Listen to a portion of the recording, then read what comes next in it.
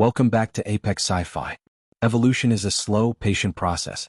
It takes millions of years for nature to perfect a claw, a fang, or a camouflaged hide.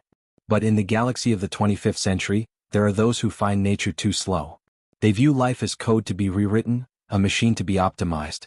Dr. Valen Cross, known to the underworld as the genetic architect, is the most dangerous of these god-complex scientists.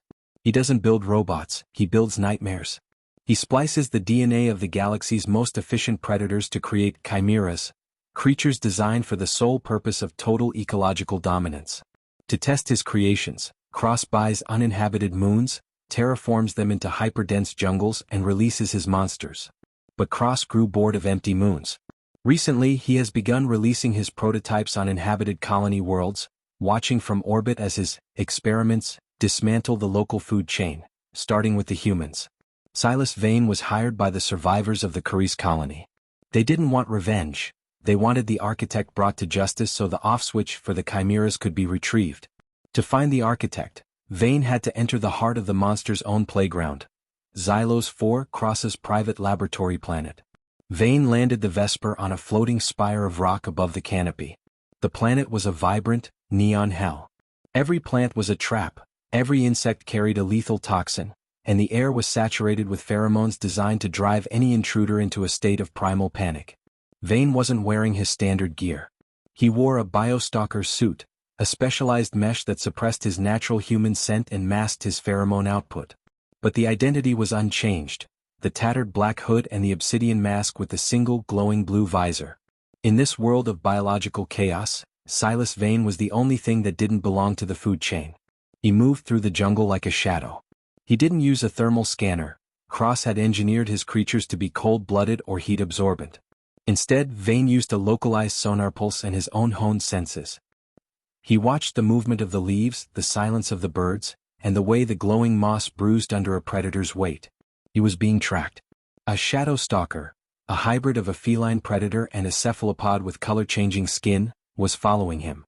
It was perfectly silent, its multi-jointed limbs allowing it to move across the canopy like liquid. Vane didn't turn around. He waited until the creature leaped, a blur of teeth and shifting camouflage. Vane moved with a speed that defied human limits. He spun, his flechette rifle barked once, and a chemical dart filled with a specialized neural paralytic hit the creature mid-air.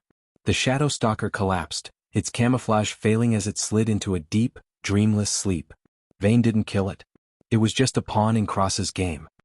He reached the architect's central facility, a spire made of reinforced chitin and glass that looked more like a giant insect nest than a laboratory. Inside, the air smelled of formaldehyde and rotting fruit. Vane found Dr. Cross in a massive observation deck, surrounded by tanks of gestating horrors. Cross was a thin, wiry man with skin that looked like parchment, his own eyes replaced by multifaceted insectoid lenses. "You are a fascinating specimen, Vane," Cross said, his voice a series of wet clicks. "The legendary hunter. Tell me, do you ever feel the urge to be more? I could give you the eyes of a hawk, the skin of a titan, the heart of a star beast. Why stay so limited by your human meat?" Vane stood in the center of the lab, his obsidian mask reflecting the glowing tanks of monsters. He didn't draw his rifle. He pulled out a small, high-intensity plasma torch. "I like my human meat just fine, Cross." Vane's voice was a low, mechanical growl. "It's the only part of me that knows when a line has been crossed. You aren't improving life. You're just making the universe a smaller, uglier place." Cross hissed and hit a button on his console. From the floor emerged his masterpiece, the Apex Alpha.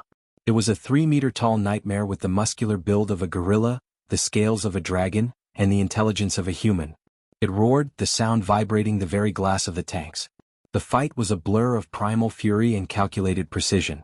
The Alpha was stronger, faster, and more durable. But Vane was smarter. He didn't fight the Alpha head-on. He used the lab's own environment. He smashed the tanks of containment fluid, creating a slippery, acidic floor that confused the beast's senses. He used his grappling line to stay in the rafters, raining down gas grenades that neutralized the beast's heightened sense of smell. Finally, Vane used a high-yield magnetic pulse to shatter the Alpha's neural implant, the device Cross used to control it. The creature didn't die, but it became confused, its artificial aggression replaced by primal fear. It retreated into the shadows of the lab, no longer a weapon. Vane turned to Cross. The architect tried to reach for a self-destruct trigger, but Vane was faster. He fired a grappling line, pinning Cross's hand to the console. The off-switch, Cross, Vane said, stepping closer. For the colonies? Now. It's in my DNA. Cross laughed, a manic, clicking sound. I am the master key.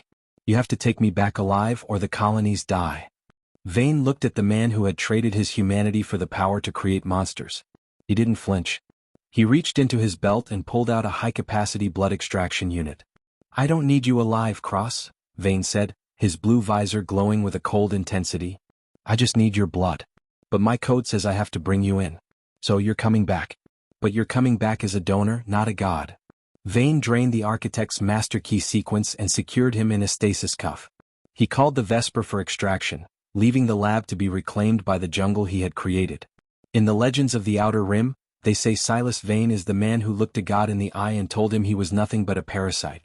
They say he is the only one who can walk through a lab-grown hell and come out clean. But Vane doesn't feel like a hero. He just sits in the cockpit of the Vesper, the bioluminescent moss still clinging to his boots, looking for the next signal in the dark. This has been Apex Sci-Fi. Nature always finds a way, but the hunter finds the off switch. If you enjoyed Vane's battle in the jungle, hit that like button. Comment below. If you could have one animal trait, what would it be? Subscribe for the next hunt, the Singularity Cult. The Vesper is back in the dark. The hunt continues.